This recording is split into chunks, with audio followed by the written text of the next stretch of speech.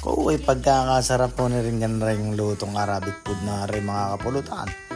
Talaga naman ay tingnan nyo naman ang mga toppings sa talagang ayos na asyore. Kung paano ho'y ginawa tingnan nyo ho at subaybayan nyo ang aking lulutuin na rin. Ito yung napaka-the best. Ngayon ho ay magluluto tayo ng Arabic food kung tawagin ho ay biryani. Ayan. Meron ho tayo ditong 8 pirasong drumstick na legs ng manok mga kapulutan. Yan ho'y mamarinate natin mga kapulutan. Kaya ay pasasarapin ho natin yung mga kapulutan. Nang maiba-iba naman ho, ayan, meron ho tayong yogurt. Ayan. At marami pa po tayo ilalagay na sangkap mga kapulutan. Maglalagay ho rin tayo ng patis. Ayan. Yan tayo patis mga kapulutan. Ayan. Alay pampasa. Ang tama ho. Ayan. Masarap po niya. Ito na natin na talagang nice na isin. Maglalagay ho rin tayo ng itong mga panhawak natin. Mga kapulutan. Kasi ito ang tinatawag na parang garlic to na powder na may halong curry. Ayan. Lagay lahat.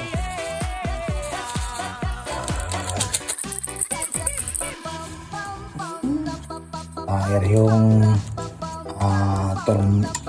chili powder. Ate.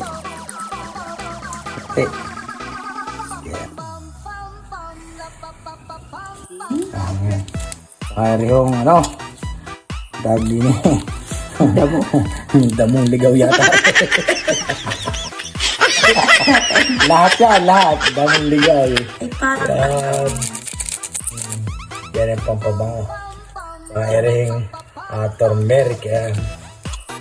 Lagay lahat yan. Sarap. Sawa natin yung mekos. Ayan mga kabulutan.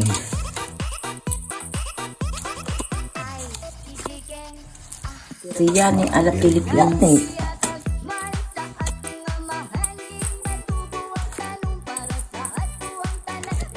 Ikaw na Di pa lang na. Magiging kalati ko na. Ayan. Yogurt na yan. Yogurt. Kalati.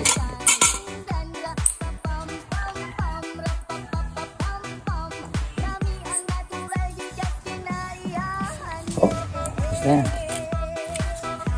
Yogurt. At ito rin ho mamaya ilalagay natin itong masbati rice. Ayan. Ito ang magpapasarap dyan na ito yung mamarinate mo natin ng mga hanggang 1 oras para matalab na mga bulutan. At mamaya ho natin tulumuto yun. Ito naman ho mamaya ito itong natitira mga panahok na rin may kahoy. Ito ho yate agimat ni Batman. Ito mamaya ho natin ilalagay rin sa bigas. Ayan, nalilito ito mas bati rice. Ito ho naman ang magpapasarap doon sa bigas na yung tinatawag. Thank you. Mamaya ho ang kasunod nila. A few moments later. Dahil nga ho mga kapulutan, naggisa na ho tayo ng sibuyas bawang. At syempre ilalagay na ho natin ang ating minarinate na mga legs ng mga manok mga kapulutan. Ay talagang nga ho imemekos lang ho natin yung mga kapulutan. Talagang palalambutan ho natin ang gusto yan. At siya ho nating ilalagay natin yung toppings dyan ho sa basmati rice. Hindi ko na ho napakita sa inyo kung paano isaing yung basmati rice mga kapulutan. Talagang ito pag naluto ito lumambot na siya ho nating ilalagay na toppings mga kapulutan. Napaka-the best ho niya mga kapulutan. Talagang ay halimuyak wala nga ulam na mga kapulutan. Subukan nyo rin magluto ng mga mga Arabic food. Talaga naman kayong mag-i-enjoy ho kayo mga kapulutan. Talaga napaka-the best ho mga kapulutan. Talaga ayos na quality ho kaya mga luto na yung mga kapulutan. Talaga napaka-the best. Ayan. At rin na nga ho mga kapulutan. A few moments later. Talaga naglalangas-langis na mga kapulutan. Talaga napakasarap po. Talagang luto na ho ang ating manok mga kapulutan. Pero yung minarinate natin kanina talagang napakalambot na yung mga kapulutan. Napakasarap po niya. Talagang ito ang ilalagay natin toppings mga kapulutan. Ready na po ito mga kapulutan. Talaga naman napakasarap po nila. Talagang nakapagluto rin tayo ng chicken biryani.